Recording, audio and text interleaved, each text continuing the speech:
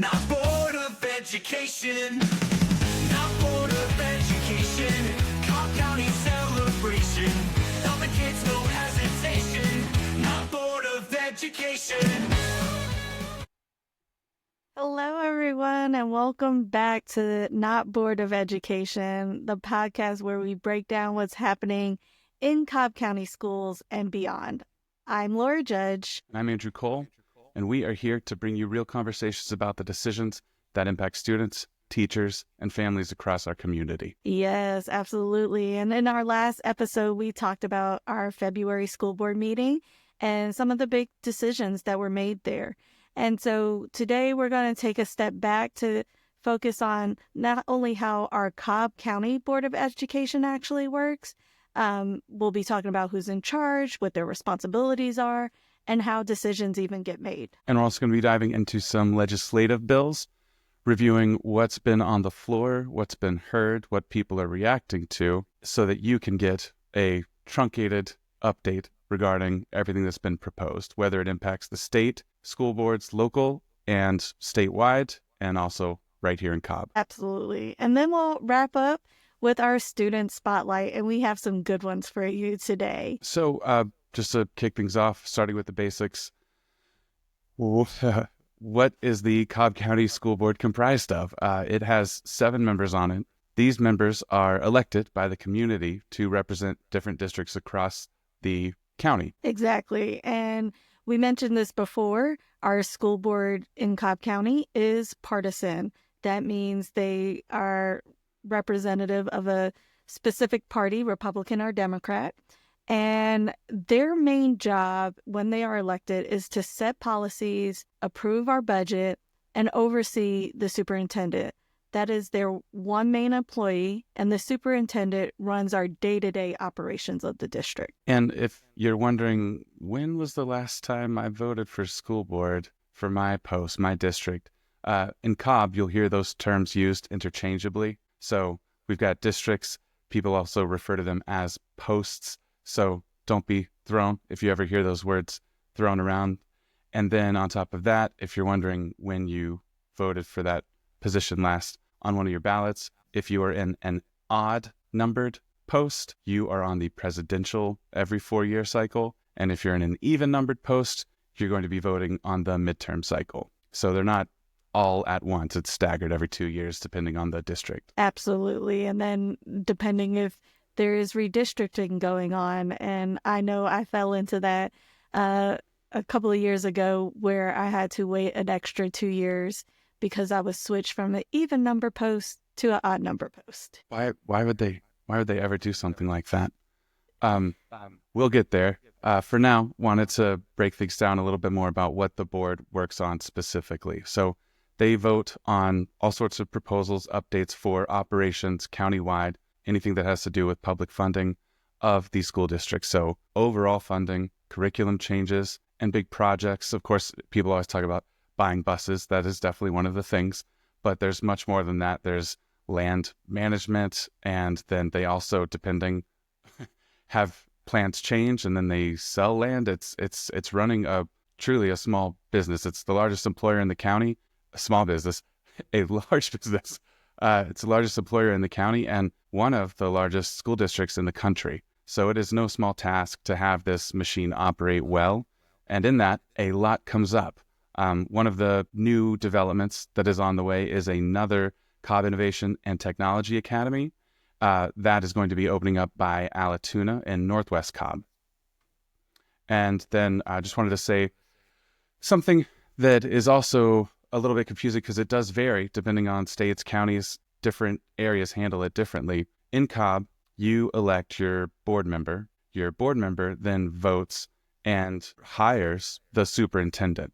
So they vote via majority to renew contracts or go and seek a new superintendent, hire them, and they oversee a few higher level positions and management opportunities. So just wanted to clarify that the board sets and enforces and discusses some of the policy, and then they hire the superintendent, and he's the one, or she, is the one who actually implements everything throughout the county, all of our employees, teachers, faculty, staff, all of that. Exactly. Often there's some debate about how much oversight the board really has over the superintendent's decision.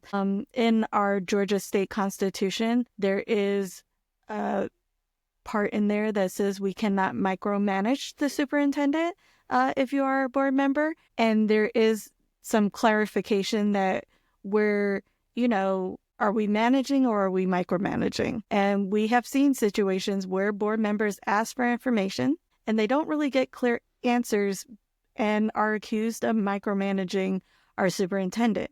And that's been a concern for us because, transparency is key to the public trust. Yeah, that came up a ton during the campaign last year. And when you're talking with people after a board meeting and they're trying to figure out just the system, how I just attended my first meeting, I'm not completely sure what happened.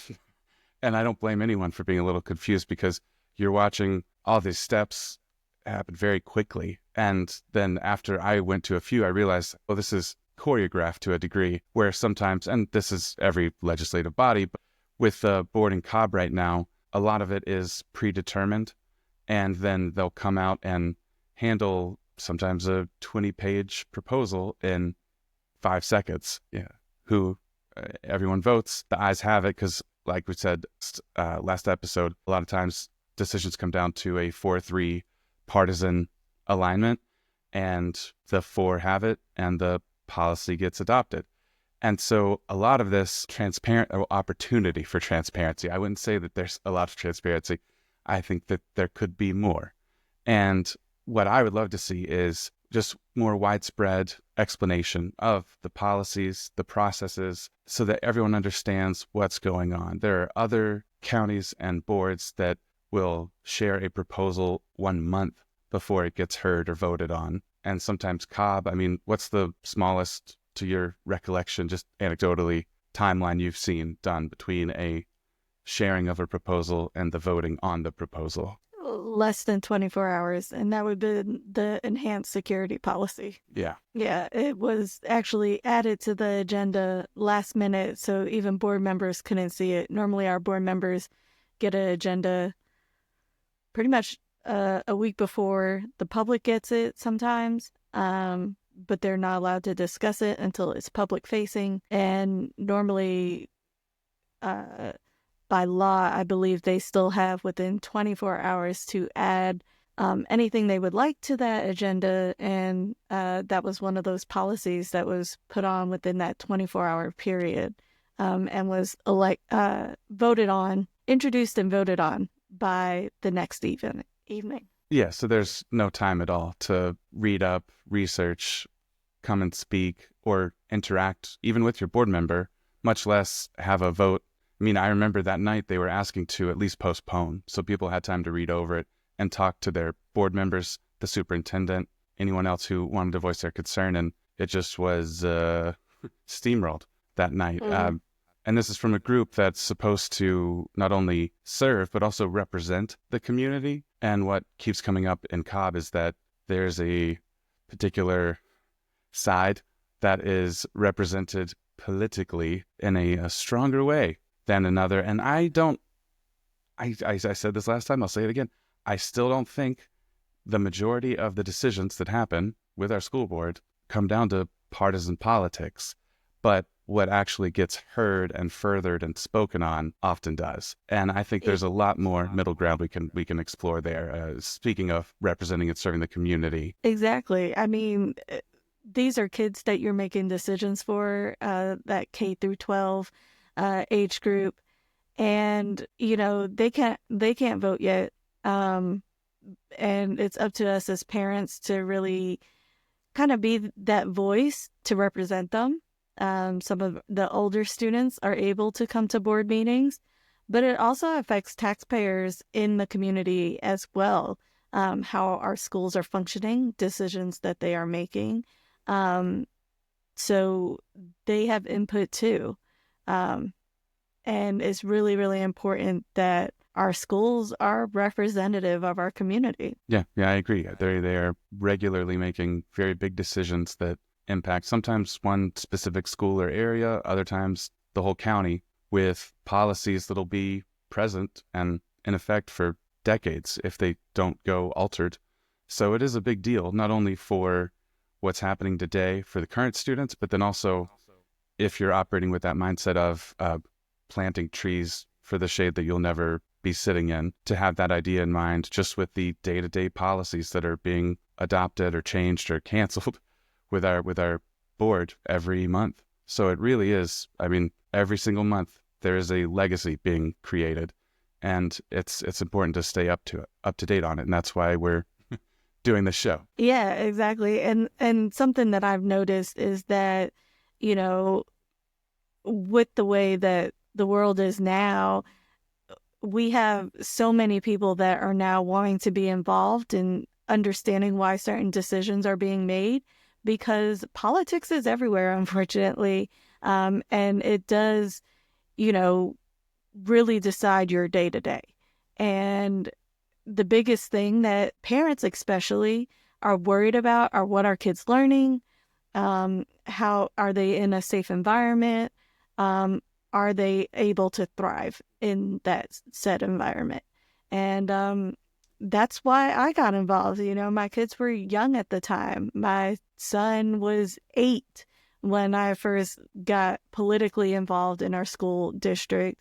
And it was really important to understand how the district worked and who were the decision makers. Yes, yeah. I have learned a lot too just by showing up to that first meeting and then staying involved and talking to people. I mean, there are retired teachers who are in the audience and they are still wanting to share their input. I mean, it's really neat to see how many different people from various walks of life want to weigh in and share their experience. Everyone's got different lived experiences. I've spoken on this in some of the public comments where going back to the representing and serving the whole community, you have your experience, you have your community's experience, but you might not necessarily understand what other people go through or need or struggle with or benefit from.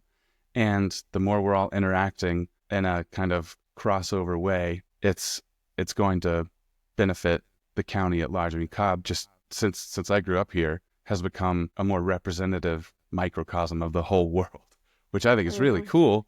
And it's brought a lot of diversity to the county. This comes up regularly at the board meetings, and it's something that is I will politely refer to as an opportunity for further improvement in the county. Absolutely. And you know, that's why knowing how our board works and the structure and the responsibilities of each person, you know, while the board does hire the superintendent is in charge of implementing these policies. They both have important roles in shaping our school district. And not many people know who to look to or who to ask when they have issues. And it's really, really important, at least to us two, who have run for school board before, to really tell people this is where you start, this is what the structure looks like, and this is how you can advocate so that you can hold your elected officials accountable. Yes, yeah. And I will say, don't get it twisted. If you show up and you're critical, they will not be necessarily or even constructively critical with cited sources and evidence and rationale. They might not necessarily be receptive to that. They might partner with groups and pay for a bunch of mailers to go to your community to say that you're interested in peddling pornography to kids when all you really wanted to do is have our school system follow the media review policy that it has in place. So things can get taken out of context and run away with, but I took that type of treatment on when I committed to running. And the everyday attendee at a meeting, if you're speaking, that won't be done to you right away, at least. A lot of parents that come and advocate for their students, whether it is for special needs or for literacy or for gun violence prevention, if there is any hint of criticism to the district sometimes, a lot of times really, is you are looked at as the opposition, unfortunately. And you're really just trying to better the district for your children in that district, and you're willing to work together with the people that are in charge of the district. And I think that's really important for people to know and understand, is that you're not there to tear things down. You want to build it up to get better. Yes, I couldn't have said it better. You live here, you have a home here, your students go to the schools in this county. Same. I want things to be good for everyone, not only my kids, my 5-mile radius, but the whole county, the whole state, world too. But we have a chance to create even better experiences for everyone at all levels in the county. So why not do that if it's really not going to take much more than what we're doing right now sometimes to create such, noticeable improvements for other students and families' experiences here. So I do want to see less of the who do you think you are type treatment for people who are expressing concerns, because to me, if you are managing an aquarium, you want to know if there are any cracks, because it's going to have an impact on your overall operation sooner or later. And the sooner you address it, the better every aspect of the whole operation becomes. So I don't think it's bad or negative to highlight maybe some shortcomings or provide a voice for certain views and opinions that some people are just scared of offering. That happened a lot over the last year, where people, if you've got your kids or you work for the county, your kids are attending the schools in the county, you might not want to be noisy because you fear retribution or some sort of negative impact for your kids' education. And nobody wants that. And to me, I've not met anyone from any political affiliation at a school board meeting who wants worse for the kids in the county and our county at large. Yeah, and it should never work that way. I mean, again, we're stronger together. One of our mottos is one team, one goal, student success. And we want all students to succeed. We are not there for a political agenda. We are there for children. And one of our goals with this podcast is to actually empower other parents to know the things that work well for us, as well as some of the pitfalls that we experience, whether it was just being a parent advocating at a school board meeting, or even when we ran for office. Yeah, I very much agree. That is why I'm so happy about the fact that we're doing this, because if I could have gotten an outline of how does everything even happen and what's going on when I was trying to understand more, that would have been great. So hopefully this will serve that purpose for many in the area. So smooth, seamless transition, state level. We've been talking about county operations, the Cobb County School Board, but another aspect of legislative activity that affects the county, in addition to the state, is what happens at the state level. So this is another area that I was not fully well-versed on at all when I started getting involved, and I've learned a lot about over the last few years. And so we thought it would be good to take some time and cover just any of the bills that have been introduced, and what they relate to, how they would impact our community or the state at large, and kind of some of the gears, if you were to open up the back of the clock and try to understand how they're working. Wanted to talk about a couple of bills in the Georgia legislature that could have an impact on how school boards operate. Yeah, so for me, as an advocate, I kind of jump feet first into all layers and levels of government, unfortunately. Fortunately for me to kind of understand things, because a lot of questions that I got early on in my candidacy was about masking. Masking was huge around the pandemic, what school districts were going to do or not going to do. And the thing is that our legislature took that on, wrote a bill up. And so in Georgia, a school district cannot mandate a mask for the next 7 years. We're probably now at 6 now. Another thing was about biological boys or children assigned male at birth playing in female sports. That was another thing that came up during one of our legislative sessions, where the Georgia High School Athletic Association had put rules in place. It is still being fought at the state level. So that's not something that the district per se has to take a stance on, because those laws are put in place. But something that was really, really big to me was literacy. And literacy, because it's bipartisan, everyone wants their kids to read. And so there's a lot of movement in literacy.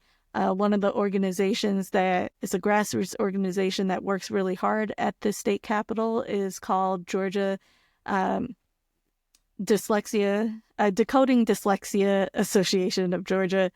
They are great, as well as other advocates that are up there lobbying at the Capitol.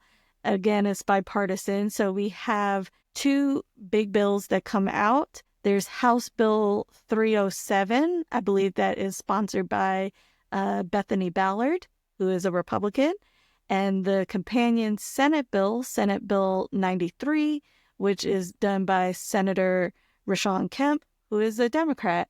Both of those bills, I believe, just made it through their initial committee meetings and will be heard on the floor and passed out of the main house. And there's some legislative procedures that everything goes through. And those are bills that, focus on your phonics and decoding skills. There was something called 3Qing.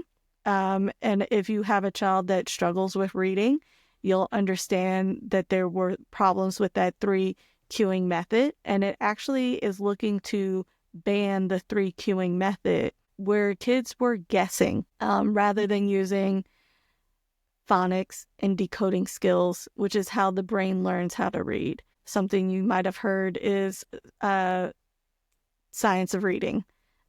Because there is a way that the brain learns how to read. It is a studied science. And there are different ways that you approach literacy for our kids so that they can really understand the language that they're reading and can thrive in our schools. And it's using research-backed literacy instruction. And I'm really, really excited about seeing those two bills go through our legislature. Yeah. And it'd be good to talk about this in the future too. It would be, it's really interesting to learn about the bill, the impact. 3Qing and the context clues method came up a lot when I was talking to people in the community, because you could hear, I grew up on phonics and they're just not doing it and they're behind. And then when my oldest daughter started kindergarten this last year, and when we had orientation, the teacher said, "We are back. Thank God we are back to phonics."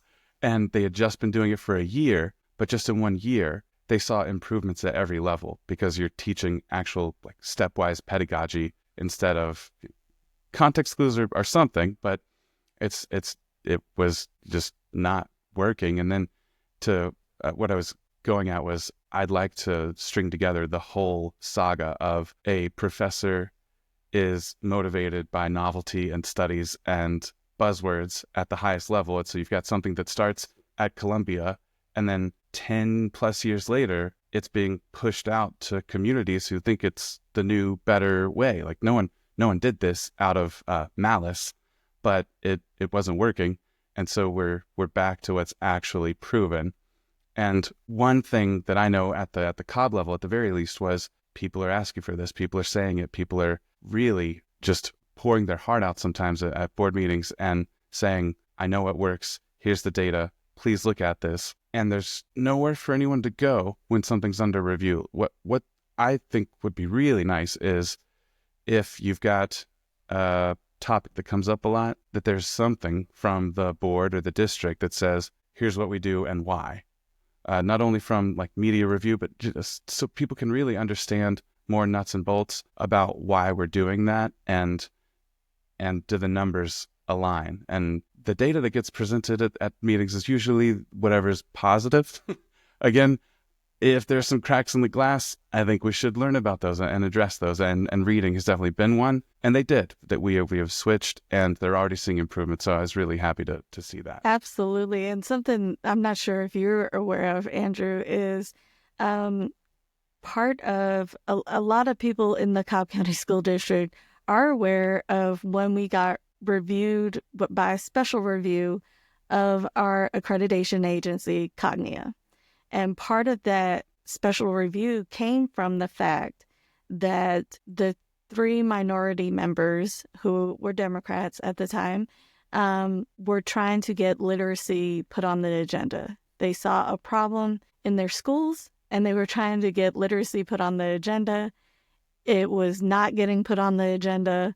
And that is why they reached out to Cognia, who oversaw the board back and forth. However, that special review became bigger based on what parents were saying in public comment and things like that, their governance. And then the review was taken away. Interestingly enough, that was the same legislative session that 2 bills had come through, both by Republicans in the House and the Senate, Bethany Ballard again and Billy Hickman in the Senate, Senator Billy Hickman, that went back to that science of reading and really focusing on literacy. So then you had a state level, law that said that our district had to do different things. And again, that's what the minority members were asking for, but they could never get anything on the agenda because they were in the minority. And it was interesting for me to see that while they were trying to fight for this, the legislature was already handling it and the district still had to do it, even though those board members kind of got their names dragged through the mud because that's what they were asking for. Yeah, I mean, there's a us against them type treatment, and some of this stuff is just totally, I mean, it is plain as day. The data's there, the efficacy is proven, and these are you could see the track record of long-term success and being on track in those early few years, and you hit that 3rd grade mark, and the rest of your academic career can be somewhat predicted by having that strong foundation at the very beginning of your education. And so there's no time to lose. And when people are trying to talk about it, apparently there was, and it's just odd. There are opportunities for more just lockstep cooperation when something like this is permeating just the culture of education, and people want to get back to what they saw work in the classrooms. So I'm glad it happened, but once again, if you're not listening to anyone who doesn't agree with you and you have passed policies to mute them, I'd say everyone from any position, any political party, any academic background, any lifestyle background is going to have some good ideas, and it's worth listening to them. And I would love to see a discussion actually happen in public. You see the committees in action at on C-SPAN at those levels where things are the ball's at least getting batted around. Some of it is undeniably performative, but at the end of the day, they're addressing some of the issues. They're talking about proposals, impacts, groups and parties that are involved, and who's going to be hurt or helped. And a lot of times what I've seen at the state level and at the local level is just, again, the kind of already known choreographed vote, and the title of the bill is given, and then there's just not a lot of back and forth, and no one's really learning or hearing from each other in public, on the floor, or in front of the dais at the county. And that's where I'd really like to see more interaction, and I think that would strengthen trust throughout the county, trying to bridge all those partisan divides that have gotten deeper over the last decade. Absolutely. And one of the something that I've noticed that more recent change is our chief academic officer, Dr. Miranda. She's originally from Walton High School, which is in my area. She has been really, really like great with understanding the science of reading, and how the brain learns how to read, and working with those people on her team to get it out to the instructors so that the instructors can explain it to the parents. So I have seen changes there. So we are making positive steps. I don't want this always to be like things that we've seen that have gone wrong. We know we have the access and the abilities to move forward. And so many things become contentious without the need to be. We have a great executive team that can present this information large scale, have those discussions of why, kind of like you said, Andrew, why are we doing the things that we're doing? Or why are we changing? And it's really, really good. One of our assistant superintendents lobbies at the Capitol. I saw her about 2 weeks ago, Gretchen Walton. She's there. She looks at the bill. She understands the bill. She speaks legislators speak. And it's really important for our community members to know these conversations are happening, and how they're looking out for our students.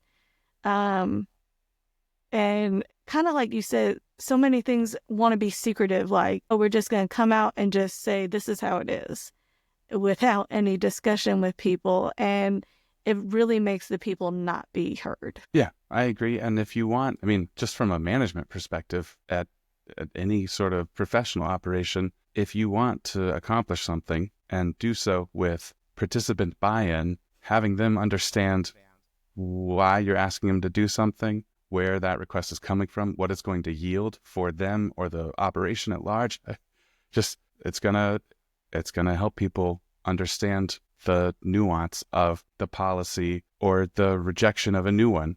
Hey, I said no, here's why. Not I said no because I said so, or I said yes because I want to do it. I would like some more context.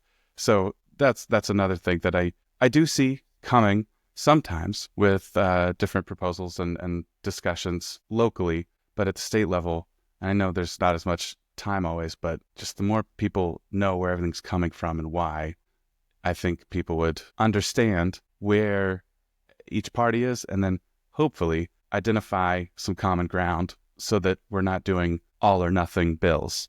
And I know one of those topics that's come up over the last few years, and certainly was very top of mind during the pandemic, was school lunches and breakfast at schools as well. And the fact that, I mean, it's just common sense. If someone's hungry, they're not going to be able to focus and perform well at school. And different districts across the country handle this in different ways. But I did want to mention the Healthy Start Act, which is HB 60, and that is tied to local districts and expanding access to free meals. And this is for the children who qualify for reduced price lunches, and just all about getting more food, nutritious food, so that they are fed and full and can succeed at school. So again, if you are hungry, you cannot focus, you cannot perform well. And I have heard from parents and students who have said it was great to know that I was going to a guaranteed time where I could be the way someone put it was left alone to eat because they had a bunch of siblings. But it was this is a special, reliable experience that people have, and some people take it for granted and others very much do not.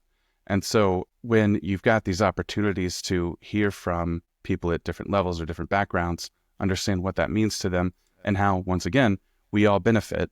If you're performing well and you're more present in class, there's a cross-pollination just in conversation and knowledge and lived experience, and just everyone benefits. There's no secret to it.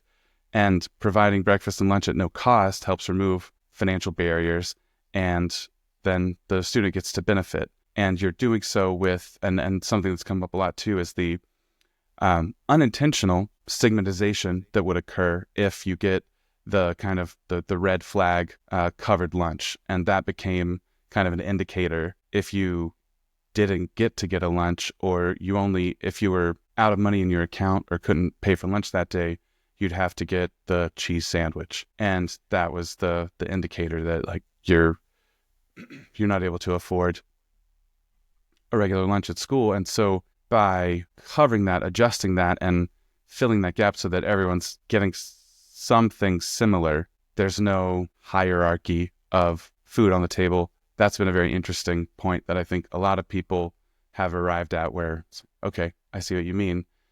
Giving them the same thing, even if they're short, again, if you zoom out, the overall student population benefits. And so the bill's geared, I mean, you maximize federal funding and participating, tied to participation of the USDA's Community Eligibility Provision, CEP, and school districts provide meals without taking on those additional financial burdens. So this does involve the dastardly federal, state, county interaction of funding for certain benefits that are had at schools, whether it's academic or, in this case, nutritious. But the added bonus too is that this one also mentions the focus on using Georgia-grown products. And so I the school love meals is seeing going to be, that, adding the Georgia-grown products. The champion of this bill is a friend of mine, Representative Amani Barnes. And this is, I believe, her second year pushing a bill like this. She really is focused on feeding our students. And that is so great to see. Things that, again, we saw during the pandemic. Kids had access to food because it was such an unstable time for families, not knowing when you get out of the house, not knowing when you go back to school. And, I know so many cafeteria workers were so happy to see families coming through and grabbing the food at that time. And I know that they love to make sure that our kids are eating too. And again, like you said, those 3 different layers of government, federal, state, and local, working together, it is possible. And I would love to see this bill get heard and pushed through our legislature. I would really love to see that. Yeah, I agree. It would be a nice benefit. And I know with just even with the severe weather days that we've had, sometimes school districts have to figure out how they're going to make some sort of source of food available if you're closed for multiple days at a time because of maybe something happened to a facility, or there's a weather event, or some counties, they've experienced an outbreak of a particular like gastrointestinal bug. And so you've got to be able to pivot and provide some of those relied upon benefits in a different way. And I know just recently, Marietta City Schools was able to pull that together and provide food on one of those days. And that was really neat to see the operation that they just, made happen in a few hours. And they had a plan on how they're going to make it available for the people that wanted to partake. Yeah, I have a lot of family members and friends that are teachers, and something that I hear often, way too often, and it catches me off guard every single time, is sometimes the school day is the only time those kids eat. And it's really, really hard for me to hear as a parent. And if we have kids that have access to that free and reduced lunch, to have the access with the Healthy Start Act, that would be really amazing to, have for the students in the state, and it pushed down to our district. I did want to go into one last bill, and I know we talked about 2 really good bills that could have a positive impact. There is one. It's called SB 61, and it can increase punishment on children accused of terroristic threats. So, as you may know, in the Georgia area, we just had the Appalachia school shooting. And shortly after that, almost every district around Georgia, unfortunately, had a threat. And it was something that we saw at the local level with Cobb School District. We have our own legislative priorities, and that was one of the priorities of our district leadership was to support stronger penalties. And so if it passes at a state level, it can change how decisions are made at the district level of, so many times in parent groups, I hear that, oh, they were just being a child. They weren't really serious. They were copying something that they saw online. And these are serious threats. These kids are afraid to go to school. And I don't want to downplay that. But I also know that these are children, and to have harsher penalties for them worries me as a parent too. I see both sides of wanting to have something that would deter, but I also don't want to see kids,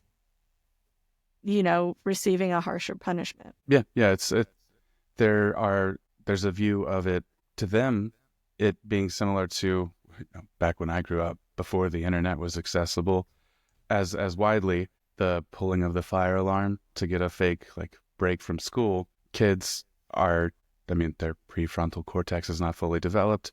They think it's going to be funny, get a day off, I'll call in a threat, and then the rest of their life has changed because of what they decided to do in that moment.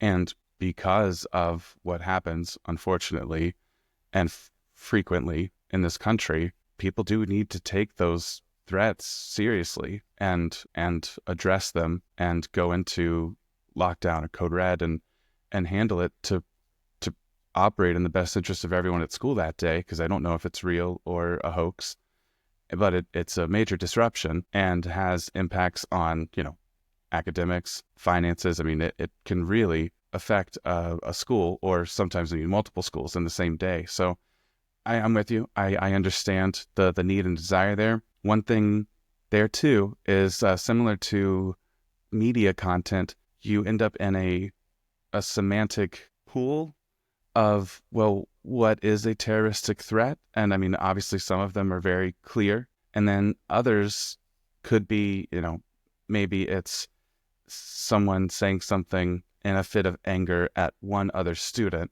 Well, if a student has a track record and has some sort of negative rapport with the staff at school, they could take that claim and take them on the more escalated path if they wanted to, even though it wouldn't necessarily have been an option with previous limits on corrected behavior or outcomes as far as how you need to handle behavior like that. And so I worry that there's not statewide calibration on what that term means and what those impacts could be and how that needs to be handled. So again, I would love to see more infrastructure put in place before we just say, you get to do this if you hear a terroristic threat, because what does that mean technically? And who's the judge? Who gets to make that call? And I've seen a lot of these conversations happening at a state level, both at committee hearings as well as, people can schedule. Our state legislators are way more accessible than, our federal level legislators. So if you know that someone represents you and is either a co-sponsor on one of these bills or is looking at supporting or not supporting a bill that you're really interested in, you can email them, you can call them up. It's really easy to get in contact with them because, again, they live in your community. And that has been a big thing. And your school board has legislative priorities too. So you can advocate to your school board member to take it up to your state representative or state senator. There's that respect level of elected official to elected official. And so it's really important to know how these bills affect you, affect your children, affect your schools, because it will affect your community as a whole. Yeah, I mean, completely. What happens at the state level is going to impact your schools at the local level as well. So if you're a parent, teacher, taxpayer, it is important to know what's happening, how you're contributing to those efforts and what you're getting from them. And then, like you said, you could always contact them and let them know.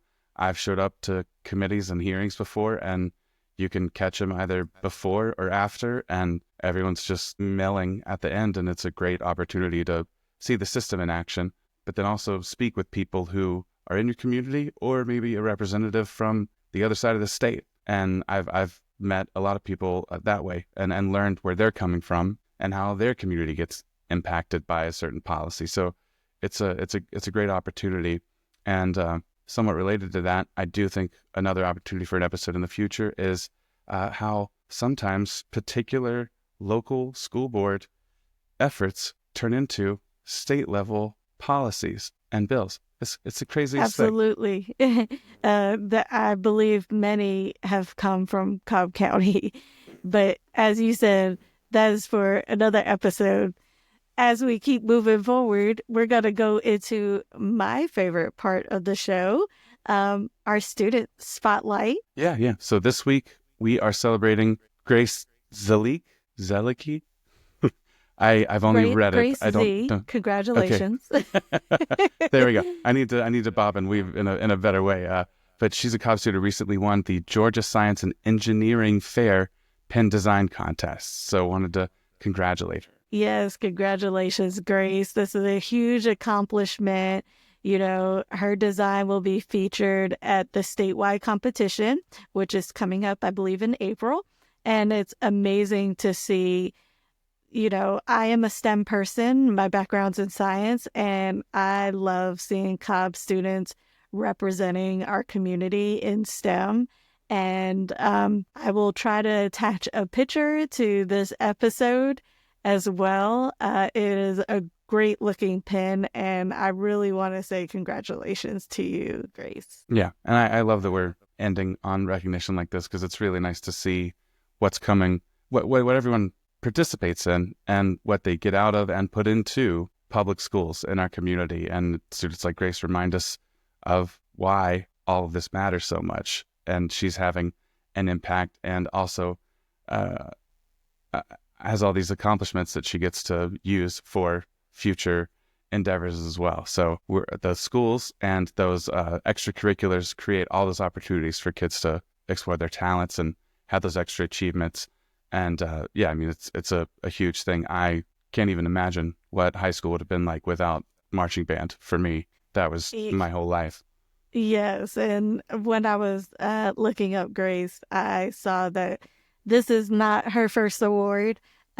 She is really an amazing student. And I know that her family and her community, and me included, I can't wait to see where her talents take her next. Yeah, I completely agree. And we've got one more recognition here. The Lassiter High School and speech and debate team recently won the Georgia Forensic Coaches Association State Championship.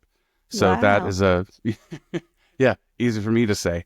But it was really, really neat that they came home with a win there. And the victory obviously underscores dedication and excellence for efforts in critical thinking and public speaking, which can be very, very used at school board meetings. For any of those students who might want to come. Yes. I don't think in high school that I would ever go out for the speech and debate team because I was not that great at public speaking.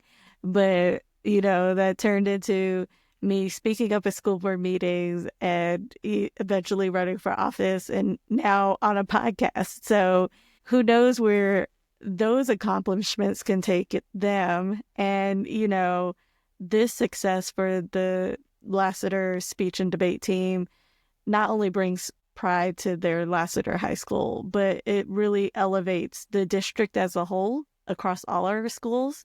So I want to say congratulations to the team and their coach for having such an outstanding accomplishment.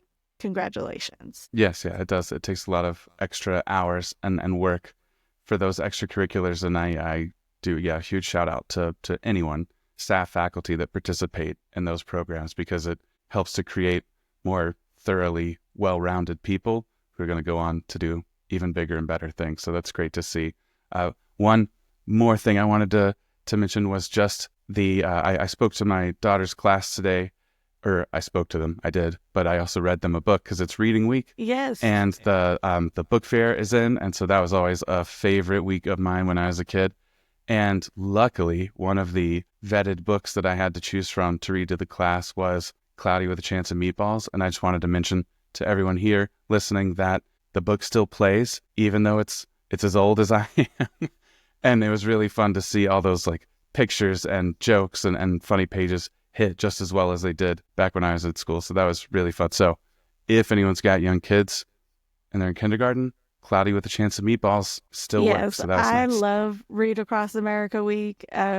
If you pay attention to the social media accounts of your school district or even your local school, you will see different people coming to the schools, specifically the elementary schools, to read to the students. And that is so great to see. The kids love it. They love having elected officials come out. Even like countywide officials come out and read to them. So pay attention to your social medias and you will see that, those elected officials come out from school district to countywide, sometimes even state legislators when they have time. We are in the middle of legislative session, which normally happens during Read Across America Week, but it's always, always, always great to see them come and read to the students. And the students love it. Yeah, I loved it. It was really fun. So I highly recommend participating. And but that's all we got today. So that wraps up today's episode. We covered a lot of how the school board is structured, what they do on a day-to-day, week-to-week, month-to-month basis, and then some of the state bills that could impact local education and obviously state education. And then, of course, celebrating the amazing work of our Cobb students. Yes. I had fun this episode. And if you found this episode helpful, make sure to subscribe to our podcast and share it with your friends. The more people who stay informed, the stronger our schools and community can be. Yes. And if there is anything you would like to discuss, you want us to cover a topic, let us know. You can reach out to us at notboardoфeducation@gmail.com. Board, BORED. Yes, our play on words, not Board of Education. Thanks for tuning in to Not Board of Education. Until next time. Because every student deserves a voice. And every voice deserves to be heard. Thank you. Bye, all. Not Board of Education, Cobb County celebration. Helping kids, no hesitation. Not Board of Education.